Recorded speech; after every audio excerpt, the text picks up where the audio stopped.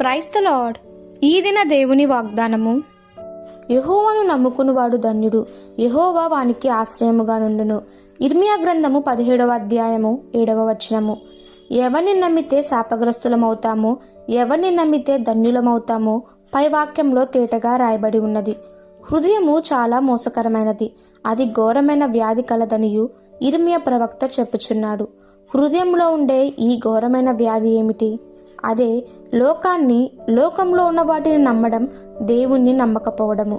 ఒకసారి ఒక వ్యక్తి నది మీద ఇనుప తీగ కట్టి ఆ తీగ మీద నడుస్తున్నాడు. అందరూ ఆశ్చర్యపడ్డారు. ఆ తర్వాత తన భార్యను భుజం మీద ఎక్కించుకొని తన భార్య మీద తన కుమారుని కూర్చోబెట్టి వారిద్దరిని మోస్తూ తీగపై నడుస్తున్నాడు. అప్పుడు అతడు, నేను ఈ తీగ మీద పడిపోకుండా నడవగలనని మీరంతా నమ్ముతున్నారా అని అడిగాడు. నమ్ముతున్నామేమిటి? మేము కళ్ళారా చూస్తున్నాము. మీరు మా ముందే కదండి నడిచారు, పరిగెత్తారు, మీరు పొరపాటున కూడా పడరు అన్నారు. సరే, నేను పడనని మీరు నమ్మితే మీలో ఒక్కొక్కరు రండి అని చెప్పాడు. నమ్ముచున్నాము అన్న వారెవరు ముందుకు రావడం లేదు. అందరూ నమ్ముతున్నాము అని చెప్పిన వారే కదా, మరి ఎందుకు పారిపోతున్నట్లు?